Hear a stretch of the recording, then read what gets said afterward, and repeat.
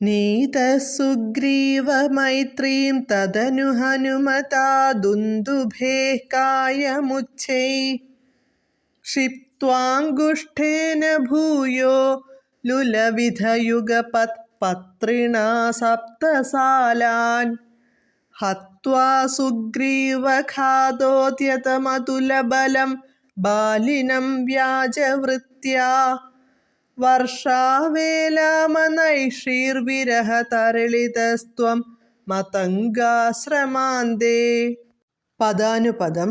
തദനു പിന്നീട്, ഹനുമത ഹനുമാനാൽ, സുഗ്രീവ സഖ്യം നിതഃ സുഗ്രീവനുമായുള്ള സഖ്യത്തിലേക്കു നയിക്കപ്പെട്ടവനായ, ത്വം ദുന്ദുഭേഃ അങ്ങുന്ന്, ദുന്ദുഭിയുടെ, കായം ശരീരം, അംഗുഷ്ഠേന കാലിൻ്റെ പെരുവിരൽ കൊണ്ട്, ഉച്ഛൈഃ ക്ഷിപ്ത്വാ ഉയർത്തിയെറിഞ്ഞിട്ട്, ഭ്രൂയഃ പിന്നീട്, പത്രിണാ ശരത്താൽ, സപ്തസാലാൻ 7 സാലവൃക്ഷങ്ങളെ, യുഗപത് ഒപ്പം, ലുലവിധ മുറിച്ചു.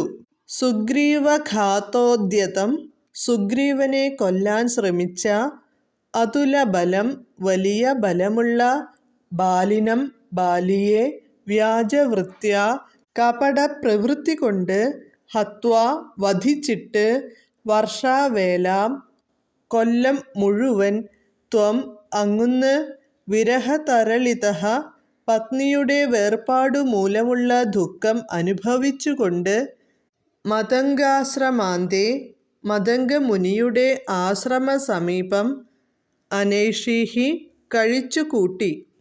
വിവർത്തനം. പിന്നീട് ഹനുമാൻ മുഖാന്തരം സുഗ്രീവനുമായി സഖ്യത്തിൽ ഏർപ്പെട്ട അങ്ങ്, ദുന്ദുഭിയുടെ ശരീരം കാലിൻ്റെ പെരുവിരൽ കൊണ്ട് തോണ്ടിയെറിഞ്ഞു. പിന്നീട് ഒറ്റ അമ്പുകൊണ്ട് 7 സാലവൃക്ഷങ്ങളെ മുറിച്ചിട്ടു.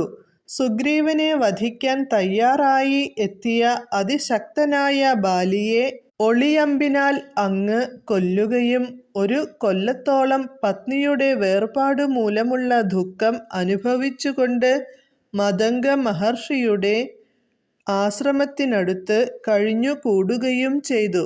ഹരേ കൃഷ്ണ. ഹരേ കൃഷ്ണ ഹരേ കൃഷ്ണ കൃഷ്ണ കൃഷ്ണ ഹരേ ഹരേ, ഹരേ രാമ രാമ രാമ ഹരേ ഹരേ.